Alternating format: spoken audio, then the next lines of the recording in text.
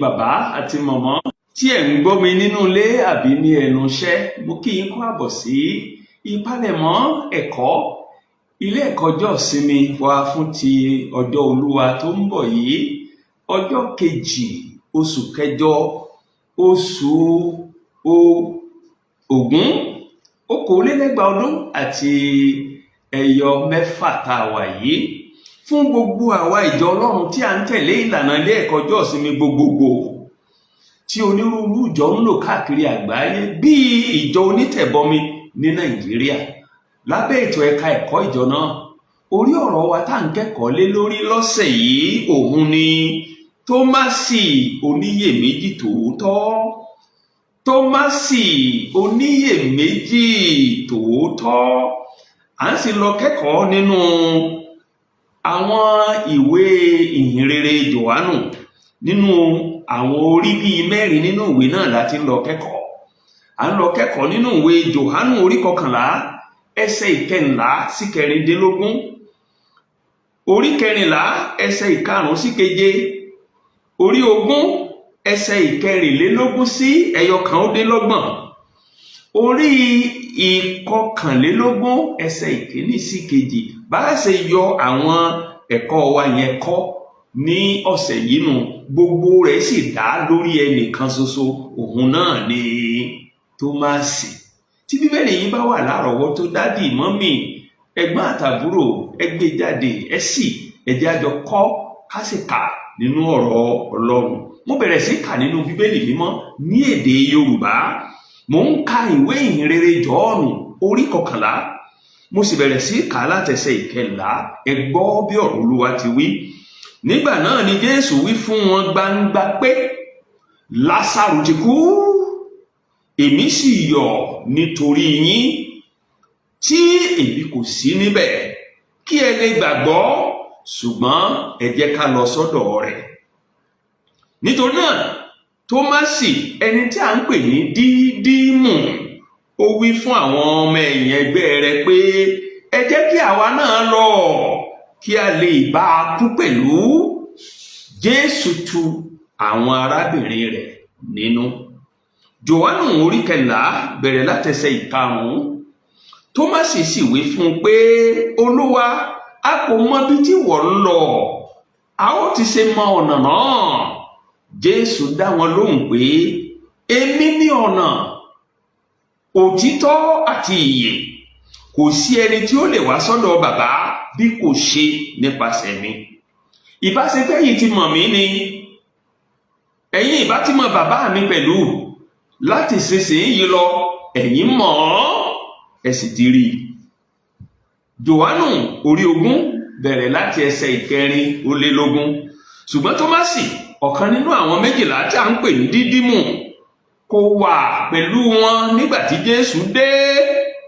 Nítorí náà, àwọn ọmọ ẹ̀yìn yòókù wí fún un pé, àwa ti rí Olúwa. Ṣùgbọ́n ó wí fún wọn pé, bí kò ṣe pé èmi rí àpá ìṣó ní ọwọ́ rẹ̀, kí èmi sì fi ìka mi sí apá ìṣó náà, kí èmi sì fi ọwọ́ mi sí ìhà rẹ̀, èmi kì yóò gbàgbọ́. Lẹ́yìn ọjọ́ 7, àwọn ọmọ ẹ̀yìn sì tún wà nínú ilé, àti Tómásì pẹ̀lú wọn. Nígbà tí a sì ti ilẹ̀kùn, Jésù dé, ó dúró láàrin wọn, ó wí pé, àlàáfíà fún yín. Nígbà náà ló wí fún Tómásì pé, mú ìka rẹ wá níhìn-ín, kí o sì wo ọwọ́ mi, sì mú ọwọ́ rẹ sí ìhín, kí o sì fi sí ìhà mi. Kí ìwọ má ṣe jẹ́ aláìgbàgbọ́ mọ́, ṣùgbọ́n jẹ́ onígbàgbọ́. Tómásì dáhùn ó sì wí fún un pé, Olúwa mi àtọlọ́run mi. Jésù wí fún un pé, nítorí ìwọ rí mi ni ìwọ ṣe gbàgbọ́. Alábùkún fún òun làwọn tí ò rí mi tí wọ́n sì gbàgbọ́. Jòhánù orí 21 ẹsẹ̀ 1 láti ẹsẹ̀ 2. Lẹ́yìn nǹkan wọ̀nyí, Jésù tún fi ara rẹ̀ hàn fún àwọn ọmọ ẹ̀yìn rẹ̀ létí òkun Tìbéríà.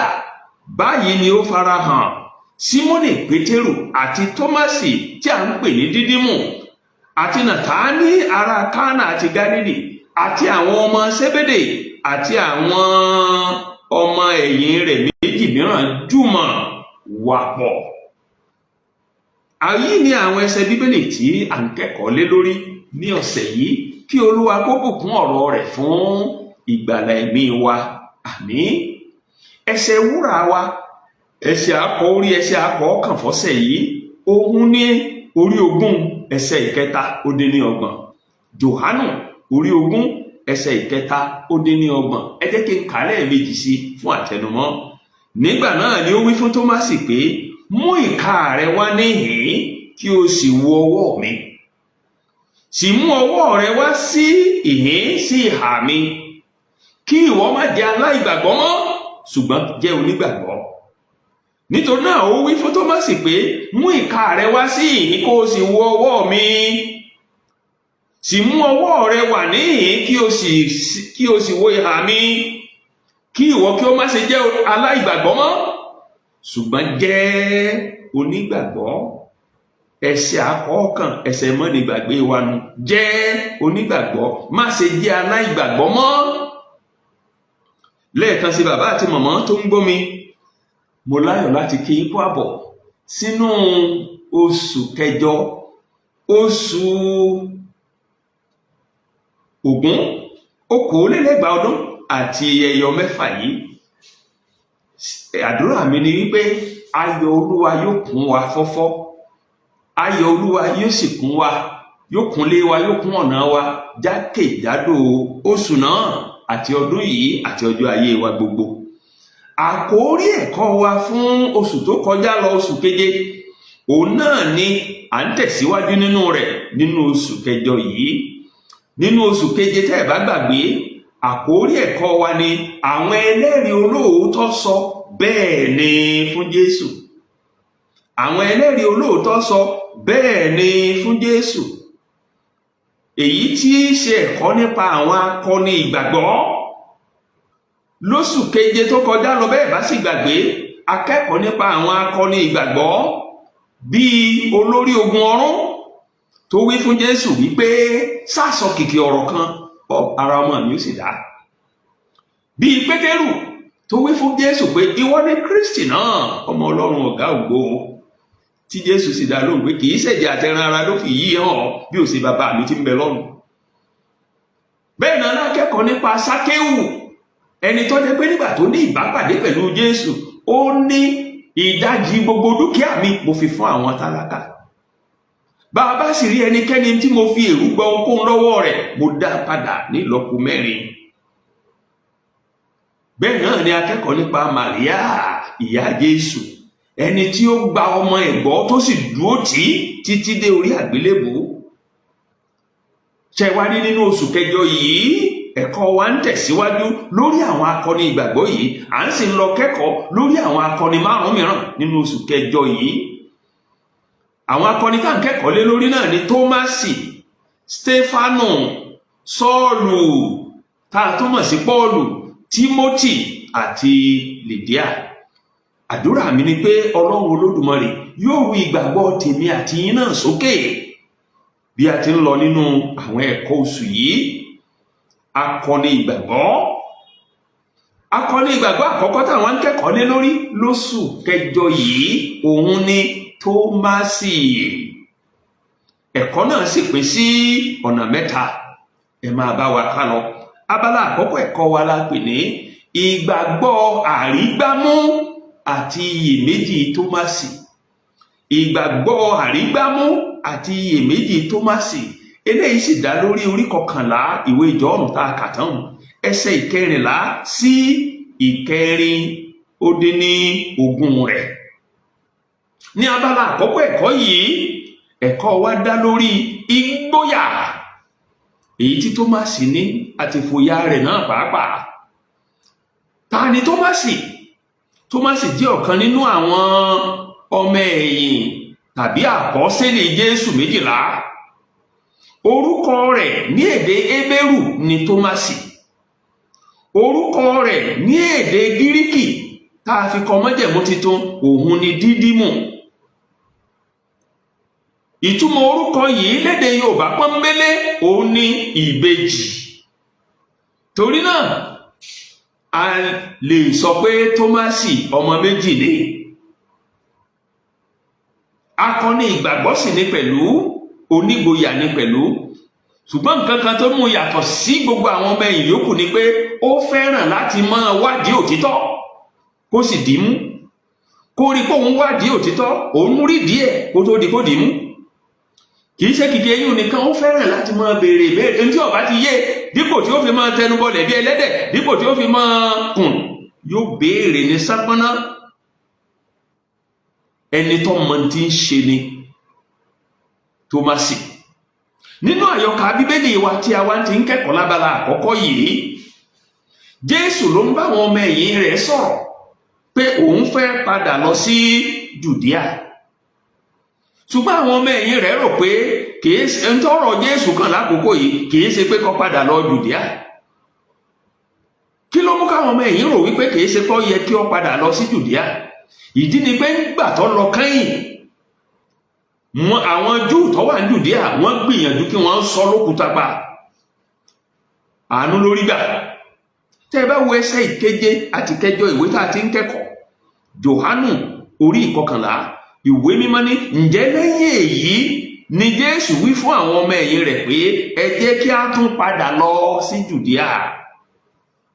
Nínú ẹsẹ̀ ìkẹjọ, àwọn ọmọ ẹ̀yìn wá dáhùn wí fún un pé rábì, èyí tó túmọ̀ sí olùkọ́ wa, ní àìpẹ́ yìí ni àwọn Júù ń wá ọ̀nà láti sọ lókùúta ní Jùdíà, ìwọ sì tún fẹ́ padà lọ́bẹ̀.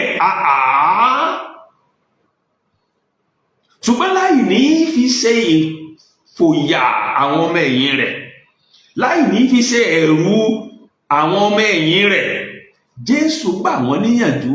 Jésù jẹ́ kí wọ́n mọ̀ wípé kò séwu lóko àfi gìrì àparò, kò séwu lóko àfi gìrì àparò. Tẹ́ bá wo ẹsẹ̀ 9 àti 10 ìwé Jòhánù orí 11 tá a ti ń kẹ́kọ̀ọ́, ìwé mímọ́ ní Jésù dáhùn pé wákàtí 12 kọ́ ní ń bẹ nínú ọ̀sán bí ẹnìkan bá rìn lọ́sàn-án kì yóò kọsẹ̀ nítorí orí ìmọ́lẹ̀ ayé yìí, ṣùgbọ́n bí ẹnìkan bá rìn lóru òun ni ó kọsẹ̀ nítorí tí kò sí ìmọ́lẹ̀ nínú rẹ̀. Kí ni Jésù ń sọ ní ẹsẹ̀ méjèèjì yìí? Kí kókó tí ń sọ ni pé kò séwu, àwa ò ní rìn inú òkùnkùn, inú ìmọ́lẹ̀ láti rìn, bá ti rìn tí àfi ní ìpalára, ìyẹn iṣẹ́ ìyọnu.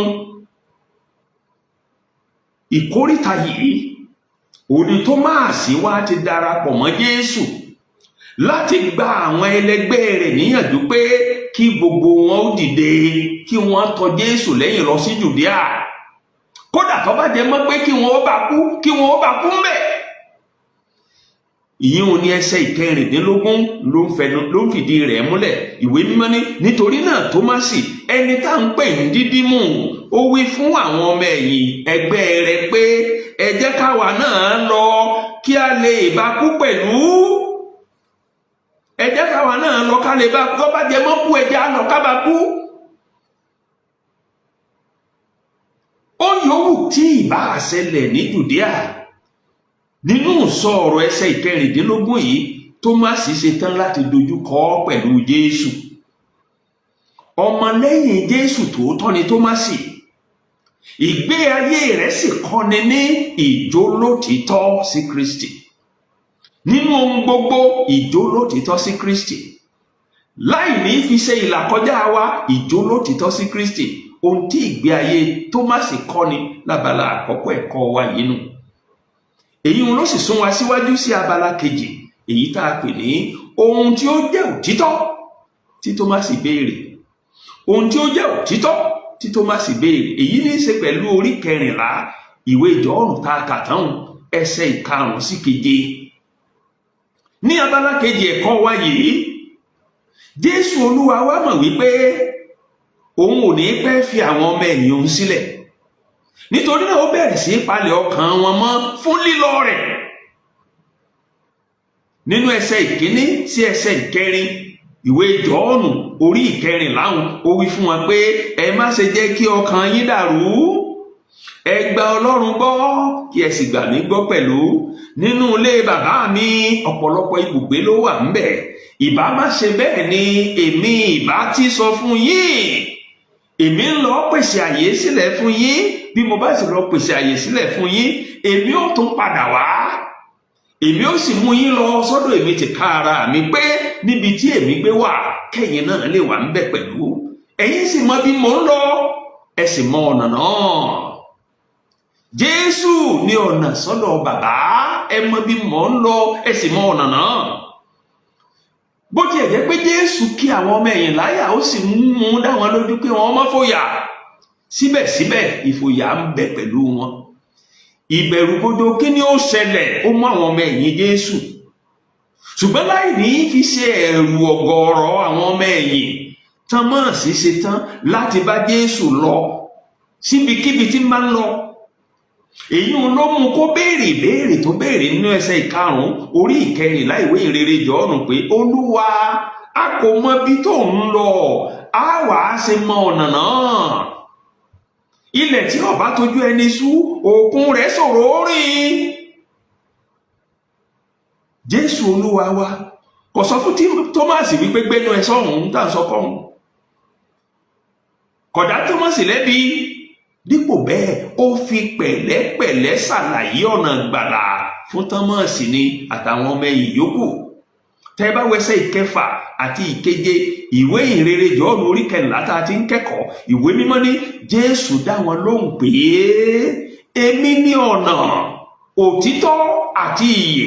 Kò sí ẹnikẹ́ni tí ó lè wá sọ́dọ̀ bàbá bí kò ṣe nípasẹ̀ mi. Ìbá ṣe pé ẹ̀yin ti mọ̀ mí ni, ẹ̀yin ìbá ti mọ bàbá mi pẹ̀lú. Láti ìsinsìnyí lọ ẹ̀yin wá ti mọ̀ o, ẹ sì ti rí. Ìdáhùn tí Jésù fún Tómásì yìí ó tẹ́ lọ́rùn. Torí náà kò nílò láti béèrè ìbéèrè kankan míì mọ́ lọ́wọ́ Jésù. Ó gbà bí Jésù ṣe wí, ó gbà fún Jésù. Níhìn a rí wípé ìgbé ayé Tómásì ó kọ́ni láti máa béèrè ohunkóhun tó bá rú ni lójú tí ò yé ni lọ́wọ́ ọ̀gá ẹni, lọ́wọ́ ẹni ó bá jù ni lọ. Ìdáhùn tí Jésù sì fún Tómásì náà, òun náà kọ́yàn lẹ́kọ̀ọ́ pé àwa aṣáájú ká máa tẹ́tí gbóhun táwọn ọmọlẹ́yìn ń sọ, ká sì máa dáhùn àwọn béèrè tí wọ́n bá ń béèrè lọ́wọ́ wa. Ibi tábàlà kejì ẹ̀kọ́ wa náà ti tẹnubodò tó náà tó mú mi nù tó sì sún wa síwájú sí abala kẹta tó gbẹ̀yìn ẹ̀kọ́ yìí, èyí tá a pè ní Tómásì oníyèméjì àti atọpinpin. Tómásì oníyèméjì àti atọpinpin. Èyí ni ẹ̀kọ́ tá a rí nínú ìwé Jòhánù orí 20 tá a kà tán ẹsẹ̀ 24 sí 130. Ní abala kẹta ẹ̀kọ́ yìí tó jẹ́ abala tó gbẹ̀yìn, ẹ̀kọ́ náà dá lórí ọ̀kan nínú àwọn ìfarahàn Jésù Kristi sí àwọn ọmọ ẹ̀yìn rẹ̀ lẹ́yìn tó jíǹde kúrò nínú òkú. Lẹ́yìn tí Jésù jíǹde kúrò nínú òkú, lọ́pọ̀lọpọ̀ ìgbà àti ọ̀nà ló fi ara hàn àwọn ọmọ ẹ̀yìn rẹ̀. Fún àpẹẹrẹ, ó farahàn Màríà Magdalene nínú ìwé ìrere Jòhánù orí 20 ẹsẹ̀ 11 sí 12. Ó farahàn àwọn obìnrin mìíràn nínú ìwé Mátíù orí 2 ẹsẹ̀ 9 sí 10. Ó farahàn Pétérù nínú ìwé Lúùkù orí 24 ẹsẹ̀ 24 àti Kọ́ríńtì kínní orí 15 ẹsẹ̀ 5. Ó farahàn àwọn ọmọ ẹ̀yìn méjì lọ́nà Ìmáúsì nínú ìwé Lúùkù orí 24 ẹsẹ̀ 13 sí 28. Ó farahàn àwọn ọmọ ẹ̀yìn 10 nígbà tí Tómásì ò sí láàrin wọn nínú orí 20 ẹsẹ̀ 19 sí 25. Ó sì fi ara hàn àwọn ọmọ ẹ̀yìn 11 pẹ̀lú Tómásì láàrin wọn nínú orí 20 ẹsẹ̀ 26 títí dé 29. Ó ṣeéṣe kẹ́nìkan wá béèrè pé ṣé bá 12 ni Júdásì Ìsìkáríọ́tì ńkọ́? Tá a bá sì rántí, Júdásì ti pokùnso. Àkọsílẹ̀ Mátíù orí 3 ẹsẹ̀ 1 sí 5 ó jẹ́ ó yé wa pé ní kété tí wọ́n kan Jésù mágbélébùú báyìí, òun ni Júdásì ti lọ pokùnso. Èyí ló dé àwọn ọmọ ẹ̀yìn kù kúrò ní 12 sí 11. nínú ìjọsìn àti ìbákẹ́gbẹ́pọ̀ àwọn ọmọ ẹ̀yìn àwọn àpọ́sítélì Jésù. Ohun tá a rí nínú ẹ̀kọ́ yìí ni pé Tọ́másì ò bá wọn pé o. Èyí ló mú kó pàdánù ìfojúrinjú pẹ̀lú Jésù nígbà tí Jésù jíǹde tó kọ́kọ́ fi ara hàn àwọn ọmọ ẹ̀yìn. Tọ́másì ò sí ńbẹ̀. Ìbéèrè ká béèrè ni pé ńbo Tọ́másì lọ lákòókò yìí? Èyí ṣe tí ò fi bá àwọn ọmọ ẹ̀yìn yòókù pé lọ́jọ́ Olúwa. Tó bá jẹ́ pé bá wọn pé ni òun náà bá ti pàdánù ìfojúrinjú pẹ̀lú Jésù nígbà àkọ́kọ́ tí Jésù fara hàn wọ́n. Òun tó wá yanilẹ́nu pé àwọn ọmọ ẹ̀yìn mẹ́wàá tí wọ́n fojúrinjú pẹ̀lú Jésù yìí wọ́n wá tún sọ fún Tómásì pé àwa ti rí Olúwa o, ṣùgbọ́n Tómásì ní rárá o, kò sí ń tọ́jọ́. Bí n ò bá rí ojú àpá èso lọ́wọ́ rẹ̀ àti ojú àpá idà lẹ́gbẹ̀ẹ́ rẹ̀, èmi ò ní gbàgbọ́ ń tèmi o. Ṣé Bíbélì yín wà lọ́wọ́ yín? Ẹ̀yin ẹ wo ẹsẹ̀ 5-30 ìwé orí 20 ìwé Jọ́ọ̀nù tá a ti ń kẹ́kọ̀ọ́ ń tó wínú o. Jọ́ọ̀nù orí 20 ẹsẹ̀ 5-30 ó ní bí kò ṣe pé èmi bá rí àpá ìṣó ní ọwọ́ rẹ̀, kí èmi ó sì fi ìka mi sí apá ìṣó náà, kí èmi ó sì fi ọwọ́ mi sí ìhà rẹ̀ tá a fi dàgún, èmi kì yóò gbàgbọ́ ń tèmi o. Gbogbo ń tẹ́ ń sọ pátá ẹ̀ kàn sọ lórí asán ni, kò wọlé. Àbí mo bá rí àpá àṣó lọ́wọ́ rẹ̀ tí mo sì fọwọ́ mi kàn, tí mo sì rí àpá idà lẹ́gbẹ̀ẹ́ rẹ̀. Bá a wá ṣe tẹnumọ́ nínú ẹ̀kọ́ wa tá a ti kọ́ sẹ́yìn pé Jésù mọ ohun gbogbo nínú ohun gbogbo. Bí Jésù ò tilẹ̀ sí láàrin àwọn ọmọ ẹ̀yìn mẹ́wàá nígbà tí Tómásì ń sọ nǹkan yìí fún wọn, bí wọn ò bá rí èso ọwọ́, tí wọn ò rí ojú àpá èso ọwọ́, tí wọn ò rí ojú àpá idà ìgbẹ́, wọn ò ní gbàgbọ́. Gbogbo ẹ̀ ni Jésù mọ̀. Láì jẹ́ pé nìkankan sọ fún Jésù, gbogbo ẹ̀ ni Jésù mọ̀. Torí náà lẹ́yìn ọ̀sẹ̀ kan tí wọ́n tún péjọ tí Tómásì náà wà láàrin wọn, Jésù wá yọ sí akúlẹ̀. Lẹ̀kùn tí a ti gbẹngbẹngan kò dí Jésù lọ́wọ́ láti yọjú sí wọn, láti wọlé. Ẹ bá wo ẹsẹ̀ 5-30 ìwé tá a ti ń kẹ́kọ̀ọ́ Jọ́ọ̀nù orí 20 ẹsẹ̀ 4-30 26. Ìwé mímọ́ ní lẹ́yìn ọjọ́ 7 àwọn ọmọ ẹ̀yìn tún wá ilé, àti Tómásì pẹ̀lú wọn. Wọ́n wà nínú ilé àti Tómásì pẹ̀lú wọn. Nígbà tí a sì títí ilẹ̀kùn, ẹ gbọ́ dáadáa, nígbà tí a sì títí ilẹ̀kùn, Jésù dé, ó sì dúró láàrin wọn. Ilẹ̀kùn tí a ti gbẹngbẹ̀yìn kò dí Jésù lọ́wọ́ láti wọlé, torí pé ara àjíǹde tí Jésù gbé wọ̀ kò síbi tí ò lè wọ̀. Ète Jésù láti wá farahàn wọ́n lẹ́ẹ̀kejì yìí kì í ṣe láti dá Tọ́másì lẹ́bi, kì í ṣe láti bu ẹnu àtẹ́lu Tọ́másì. Ìdí nìyí nínú gbólóhùn tó parí ẹsẹ̀ 26 tí Jésù fi ní ńgbò yọjú sí wọn, àlàáfíà fún yín o, àlàáfíà mo bá wá o. Ète tí Jésù sì wá òun ní láti mú kí àti Tọ́másì ní o àtàwọn ọmọ ẹ̀yìn yòókù ní o kí wọ́n dẹ́kun iyèméjì, kí wọ́n sì gbàgbọ́. Èyí ló mú Jésù nínú ẹsẹ̀ 7-30 tó fi sọ fún Tọ́másì pé, tó Tọ́másì, gbogbo tó ń wí mo gbọ́ o, ó yá mú ìka rẹ wá níhìn kí o sì wo ọwọ́ mi, sì mú ọwọ́ rẹ wá níhìn kí o sì fi sí ìhà mi, kí ìwọ kí ó má ṣe jẹ́ aláìgbàgbọ́ mọ́, ṣùgbọ́n jẹ́ onígbàgbọ́. Tọ́másì, bí mo tiẹ̀ sínú ìpàdé tí ìwọ àtàwọn ọmọ ẹ̀yìn yòókù ṣe, mo gbọ́ tó sọ mo gbọ́. Ó yá mú ìka rẹ wá níhìn sì wo ọwọ́ mi, ó yá mú ọwọ́ rẹ wá níhìn kí o sì wo ìhà mi, má ṣe jẹ́ aláìgbàgbọ́ mọ́, jẹ́ onígbàgbọ́. Nígbàtí Jésù rí tí Tọ́másì tó rí tó fẹ́ rí, iyèméjì rẹ̀ fò lọ. Ó gbàgbọ́ lẹ́sẹ̀kẹsẹ̀ ni. Ó ṣe bẹ́ẹ̀ ni fún Jésù. Ẹ má gbàgbé àkórí wa fún gbogbo oṣù tó kọjá lọ àtòṣù kẹjọ yìí, òun ni àwọn akọni ìgbàgbọ́ sọ pé bẹ́ẹ̀ ni fún Jésù.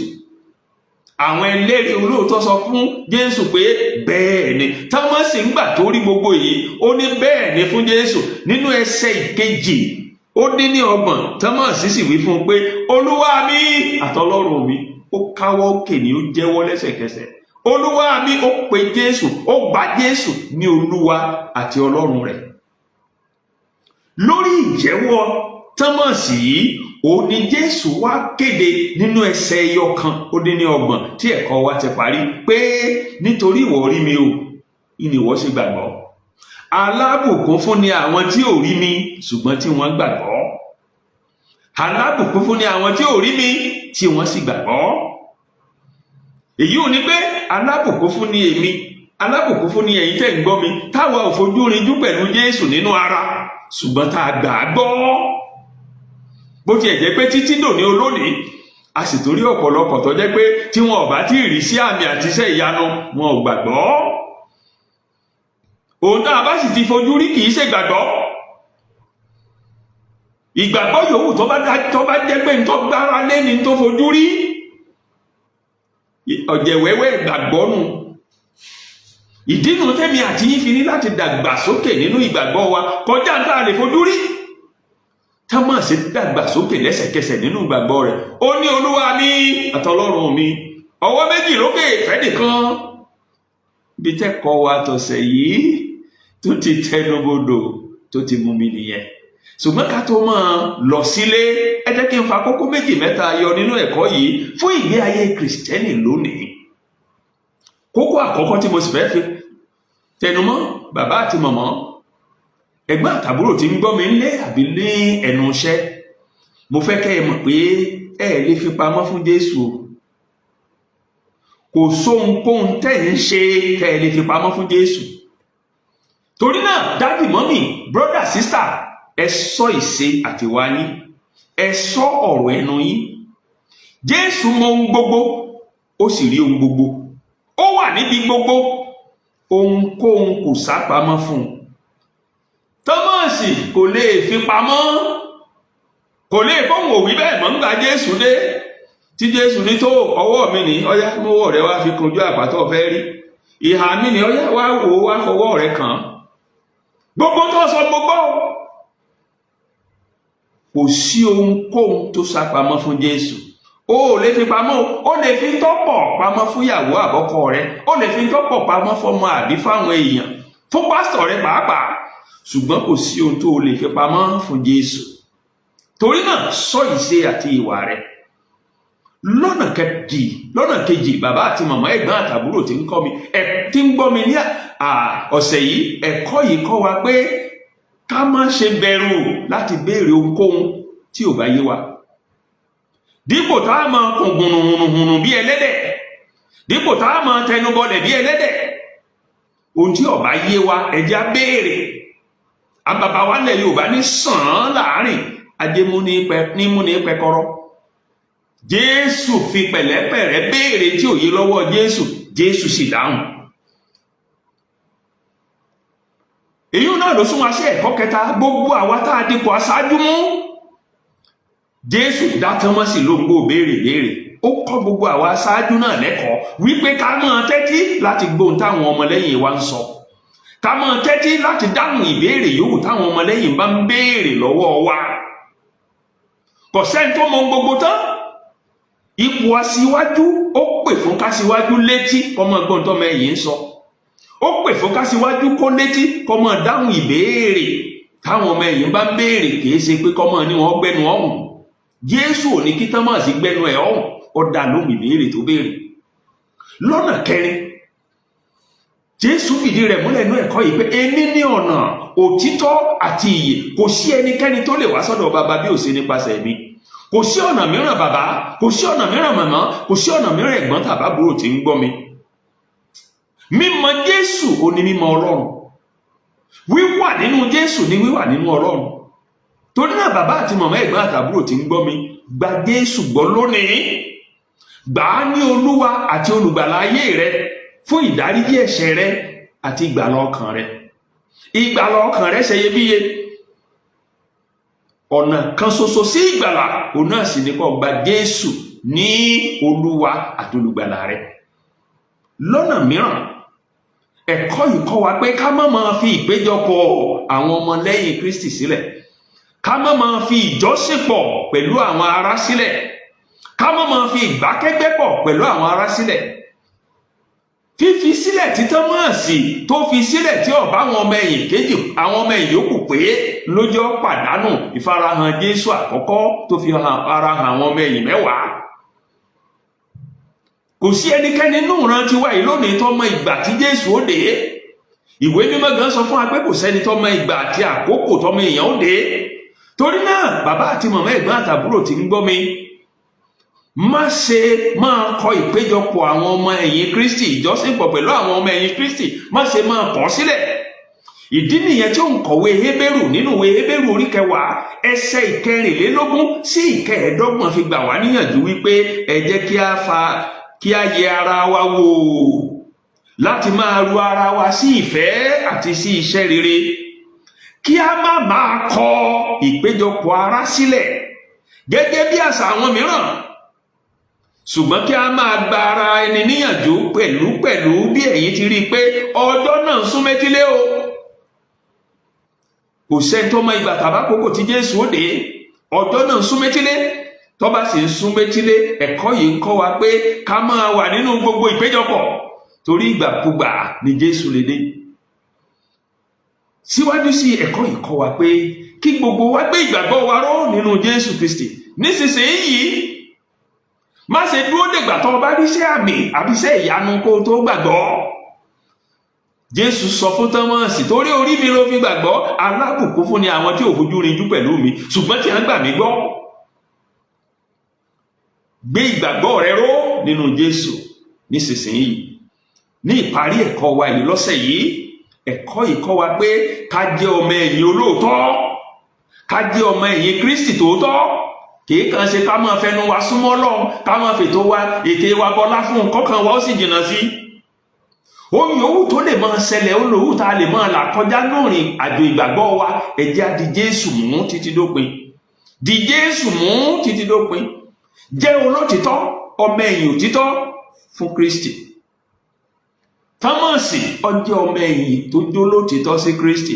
Lóòótọ́ tí ó bá yé òun ó béèrè tiẹ̀, kò mọ̀ bá ṣe tẹnu bọ́lẹ̀ kiri, ṣùgbọ́n tó bá gbàgbọ́ òun yóò dì í mú ṣinṣin. Ìdí nu tá a fi ń parí ẹ̀kọ́ yìí pẹ̀lú ọ̀kan nínú àwọn orin wa nínú ìwé orin ìjọ onítẹ̀bọmi nínú ìwé orin Yorùbá 660 ọ̀tàléníẹgbẹ̀ta. Ohun ìpè kan tí òkè pẹ̀tẹ́lẹ̀ wá, so lótìtọ́ sí Kristi. Ohun ìpè kan tí òkè pẹ̀tẹ́lẹ̀ wá, so lótìtọ́ sí Kristi. Òkè gba orin náà gẹ́gẹ́ bó ti ń dún lọ, tó lótìtọ́ sí Kristi. Lọ sí ìṣẹ́gun ní àṣẹ balógun wá. Àwòlọ́ ní àṣẹ rẹ̀ láìpẹ́ àgbàlẹ̀ náà, pẹ̀lú lótìtọ́ sí Kristi. Tó bá jẹ́ pé lóòótọ́ àti lótìtọ́ ló ti gba Jésù Kristi lólúwa àti olùgbàlà rẹ, jẹ́ olótìtọ́ sí Kristi títí dópin. Ohun yòówù tó lè dé, má jẹ́ kẹ́sẹ̀ rẹ̀ ó yẹ̀. Ibi tẹ́kọ̀ọ́ wa tọ̀sẹ̀ yìí tó ti tẹnubodò tó ti mú mi nù. Ẹ ṣé púpọ̀ tí ẹ̀ ń gbọ́ wa.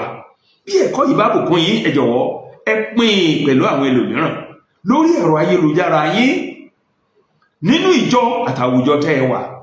Tí ẹ bá sì fẹ́ ká máa fi fọ́nrán ẹ̀kọ́ yìí ránṣẹ́ tààrà sórí ẹ̀rọ WhatsApp yín, ẹ tẹ àtẹ̀jíṣẹ́ sí òǹkà WhatsApp wa yìí, àmì àròpọ̀ 2 ẹ̀ta 4 8 1 mẹ́ta 2 2 9 2 5 àmì àròpọ̀ 2 ẹ̀ta 4 8 1 mẹ́ta 2 2 9 2 tẹ́ bá fẹ́ ká máa fi fọ́nrán ẹ̀kọ́ yìí ránṣẹ́ tààrà lọ́sọ̀ọ̀sẹ̀ sórí WhatsApp yín, ẹ tẹ àtẹ̀jíṣẹ́ sí òǹkà WhatsApp wa yìí +234 81 11 32 99 55 +234 81 11 32 99 55. Títí ọ̀sẹ̀ tí ń bọ̀ tá a tún máa pàdé, mo fà yín lé Ọlọ́run alààyè lọ́wọ́ àti àwọn olùkọ́ wa nínú ilé ẹ̀kọ́ ọjọ́ ìsinmi ìjọ wa kọ̀ọ̀kan. Àdúrà mi ni pé ńgbà bá ń kẹ́kọ̀ọ́ yìí lọ́jọ́ Olúwa tí ń bọ̀ yìí, ọjọ́ kejì oṣù kẹjọ 2024 oṣù Ògún 2025 ọdún 2026 àtẹyọ mẹ́fà yìí. Àdúrà mi ni pé Olúwa ó ṣì wá yín èjì báyìí lọ. Ẹ jẹ́ á tètè dé, ẹ sì jẹ́ á kópa tó jọjú nínú kíláàsì ìkẹ́kọ̀ọ́ wa. Gbogbo wa ó sì dá lábùkún fún lórúkọ Jésù. Ó dàbọ̀.